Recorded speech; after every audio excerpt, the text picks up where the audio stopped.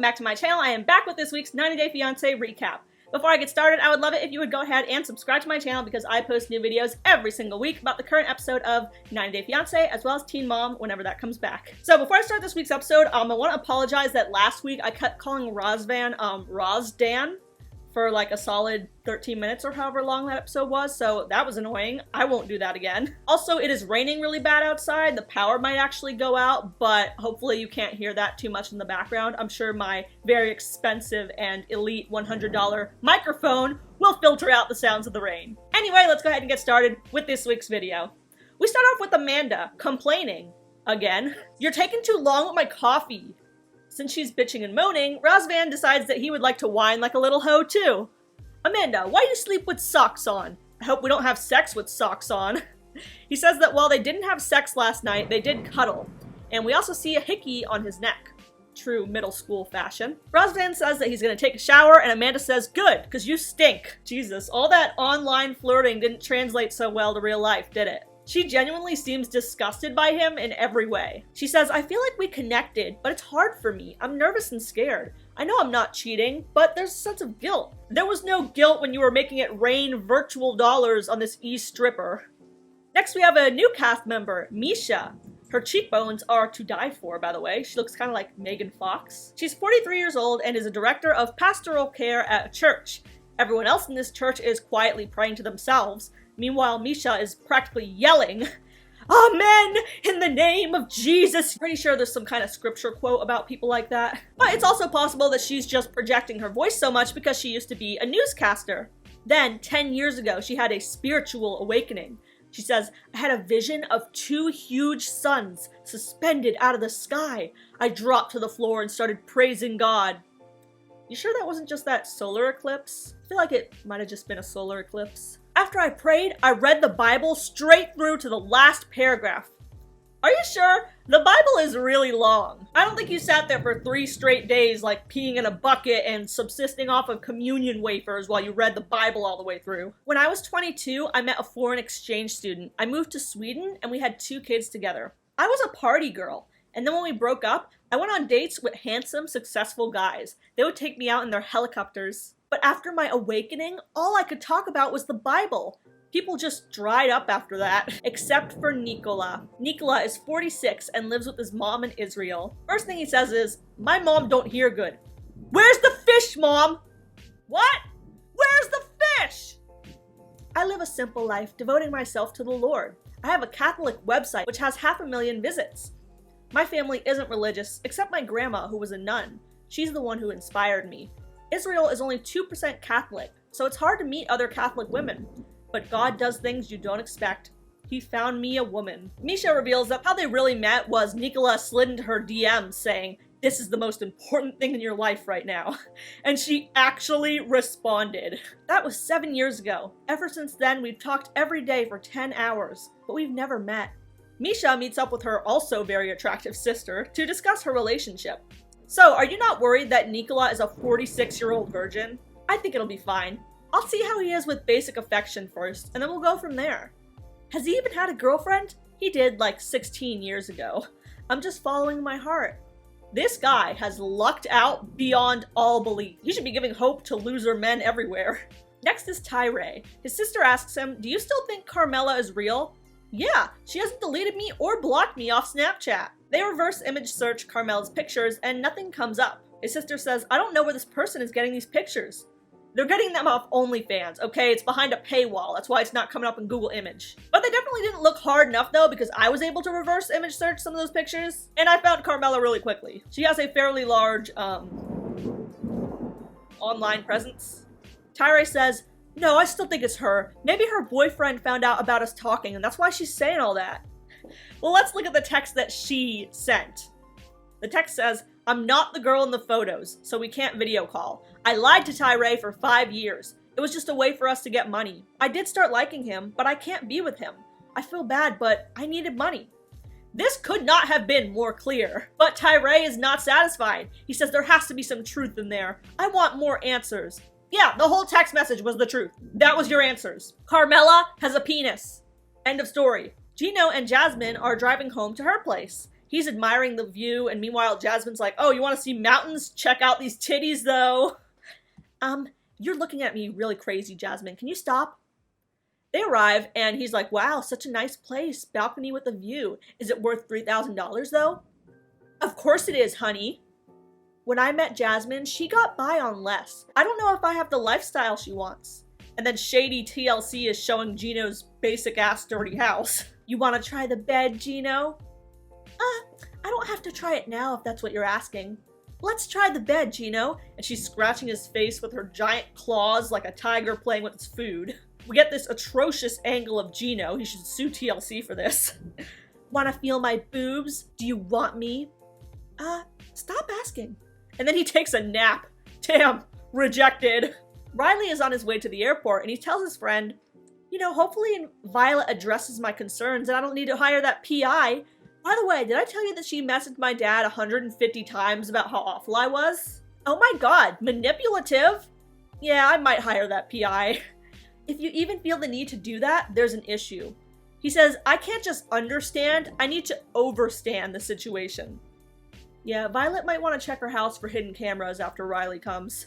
Nikola goes fishing with his brother Wasim. Wasim says what we all wanted to say.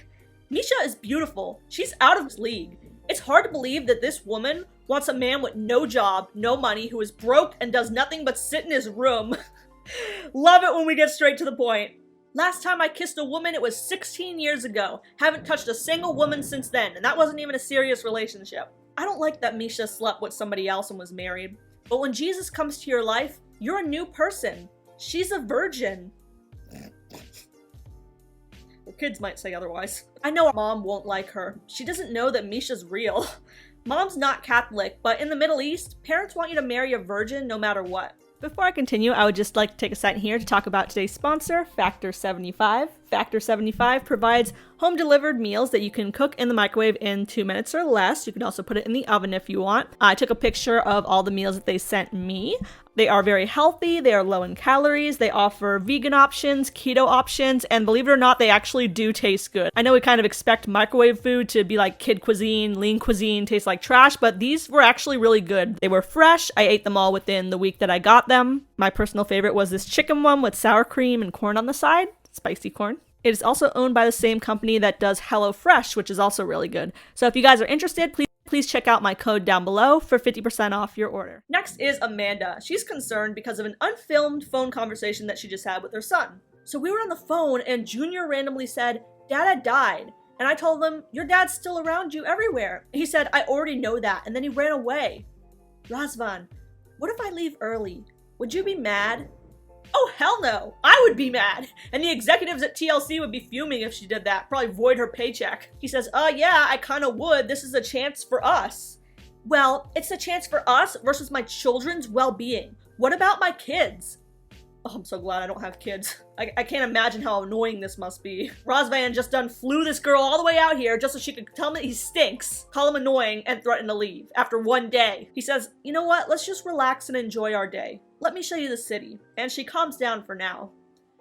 Jasmine apologizes to Gino. She says, let's reset. I'm sorry if I made you uncomfortable. Your personality is very different from mine. Let's make dinner. Here, peel this potato. He says, how am I gonna peel a potato with a knife? Where's a cutting board? Where's a peeler? I need proper equipment. Remember that phrase, proper equipment. Maybe take a shot every time Gino says it if you really want to have a fun time. It's not going to sound like 2 words anymore by the end of this scene. Here, use this plate. I don't have a cutting board. We can't cook without proper equipment. You're not doing surgery, you're just peeling a potato. I'm not a pushover. I won't let her push me around. Can you hurry up, Gino? I don't hurry when I cook, especially without the proper equipment. Okay, can you peel this carrot? Can you do that? He flounders around with the knife like a fish out of water until Jasmine has to do that for him too. Okay, here's a beet. What about it? Peel it! But I don't have the proper equipment. My god, it's like talking to a 3-year-old. Just peel the vegetable. He could have gone after Jasmine for a number of things. Her hypersexuality, her greed, her borderline personality disorder. But this is the hill he chose to die on. A potato peeler. Something tells me Gino has a little touch of the tism. Listen, I moved to an apartment that's furnished. I don't have every single cooking utensil, and I'm not gonna starve to death. Well, enjoy yourself then. And then Gino leaves the room to go sleep more. Misha FaceTimes Nikola. So I had an annulment meeting with the archdiocese. I've been legally divorced for a decade. What if the annulment doesn't get approved? Can you get an annulment after you've already gotten a divorce? I'm Catholic myself, and I don't feel like that's a thing. Unless you're the pastoral director or whatever she is, I'm sure she might have some connections. Nikola basically says, well, I'm not doing a civil marriage, so better hope you get that annulment. Misha has 2 daughters, Moria and Svea. Very Swedish names. What do you guys think of Nikola? Well, I think it'd be weird to live with a guy that we don't know. Every time we talk to him, it's been awkward. All he does is tell us about God. That's all we talk about. Would we be judged? Like, if one of us gets a boyfriend, would that be an issue with him? She says, I wish I could say that it won't be a sermon every time he talks to you, but I don't know. Gee, isn't that reassuring? Riley is filming himself about to get on a flight. He says, this is my buddy Tony. I met him in the airport. Tony, where are you going? He says, I'm going to Thailand to meet my lady friend, Pacha. Gross. I hope Pacha is of age. FBI might want to look into this one. Then we get introduced to Violet. She says, I'm Violet. I'm 43 years old from Vietnam. I'm a school teacher in math. I'm a sweet woman, but also strong. I always get my way. I was married for 15 years and I have 2 daughters. My ex never supported me financially or emotionally. Viet men are very patriarchal. I don't want a man who forces me to live a certain way. That's why I decided to date an American. When I saw Riley's profile, I thought, wow, what a cute dog. Well, I guess that actually does work. Dudes who post pictures with their fish on dating apps, though, not cute. She meets up with her friends and she reveals her relationship to them for the first time. Why didn't you tell us about him? Is he handsome? She says he's funny and he works hard. Do you guys fight? Yeah, probably 180 times, and then I just block him. What do you fight about? Tiny things. I like to tease him until he gets mad. Women are always right after all. Oh, can't argue with that. And neither can Riley, because she probably just blocks him. Razvan is showing Amanda around town while TLC plays stereotypical Eastern European music. Then they go to a bar. So, Amanda, I really want to ask you something. What? Do you want the key to my house? Well, I won't be back, so I don't need a key.